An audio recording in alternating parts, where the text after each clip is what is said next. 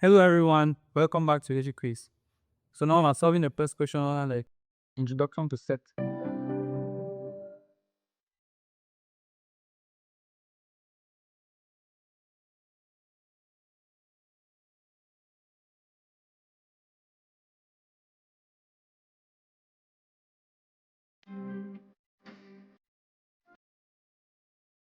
So the question was already enumerated.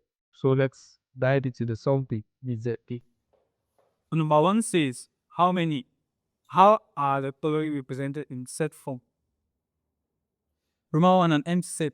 So how do you represent an empty set in a set form? Remember one empty set. This is how an empty set looks like. So if I say empty set, S where S is the name of the set is this is how you say S is empty, or is that S is an empty set? Or or it writes like this: S is equal to an empty set. And it's like this. So that's how you represent an empty set. Ramati says an infinite set, for example, all positive integers. So how do you represent an infinite set? Yeah, the question gave us a case study. Example, all positive integers. So how do you represent it? I'll say all positive integers is a set A. One set A will be equal to 1, 2, 3. Here means I'm showing all positive integers. So I start with the first three main marks, or maybe 4 or 5, and I put 3 hills and I close it. Means my set contains all the positive integers. So that is how I represent.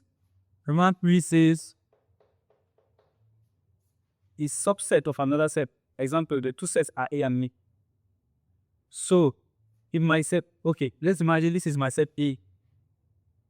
How do I represent a subset of this set A? So B will be what? A subset of A. B will be 1, 2. No. B1 is a subset of A. But actually, how do you say something is a subset of another one? This is what the question meant. A subset of another set. How do you represent in set form a subset of another set? It's represented as A or B is a subset of A. This is what the question asks. But an example of a subset is this. This is how you represent it.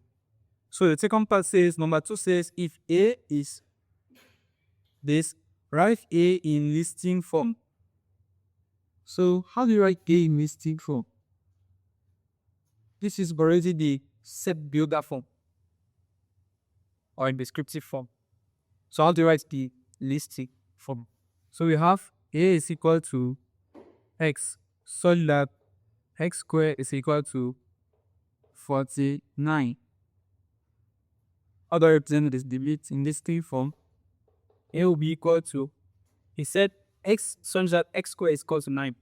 So what is the value of X? X squared is equal to 9. So that we will use X squared as 49. 49 is there. What is the value of X if X squared is equal to 9? So X is square root of 49.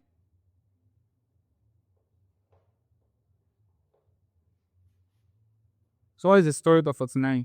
X will be equal to either 7, positive 7, or negative 7. If you do 7 square, you have 49. If you do negative 7 square, you have 49. So what are the two values that when you square them, you're going to have 49? So the two values here are positive 7 and negative 7. Okay, if I sum the negative 7 and positive 7, you square, you'll see that if you square negative 7, you're going to have 49. If you square positive 7, you're also going to have 49. So those are the two elements from that set. So the next part says 3. Write in set builder form. So we have to write with this form, set builder form. This is a B, where B is 5, then the elements of B are 5, 10, 60, 20, 25, 30. So B is equal to 5, 10, 15, 20, 25, 30.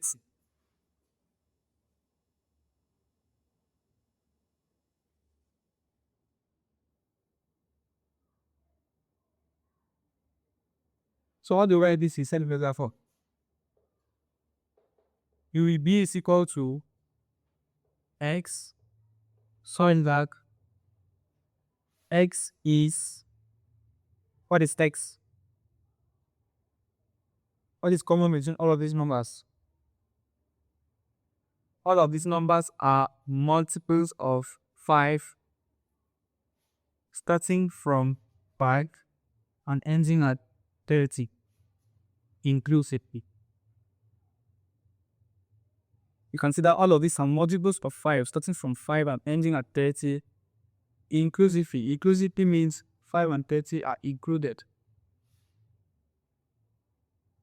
So how do you write for the set builder form?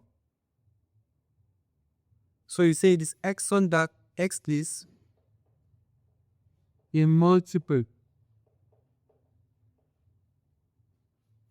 of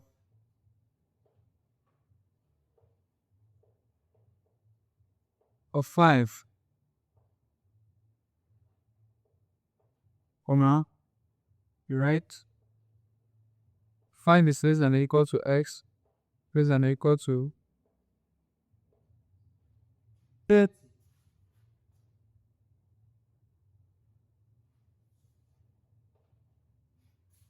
So this one says d is equal to x such that x is a multiple of 5 in the interval 5 and 30 inclusively.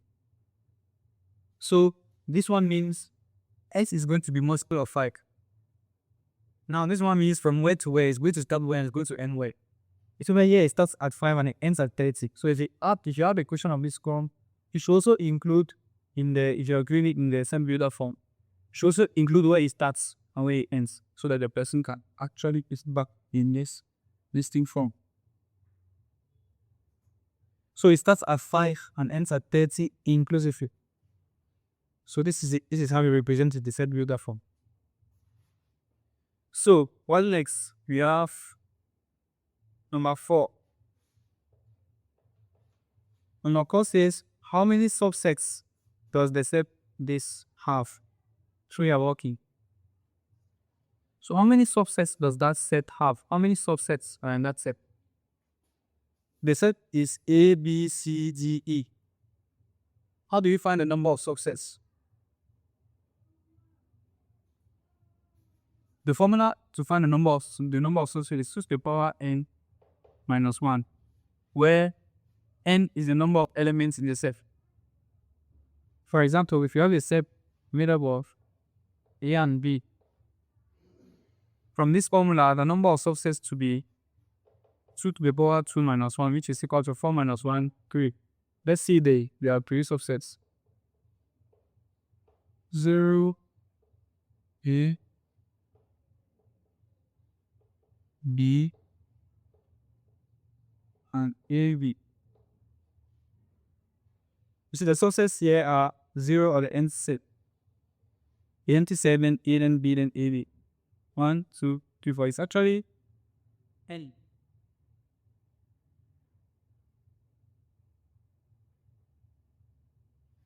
This is the n.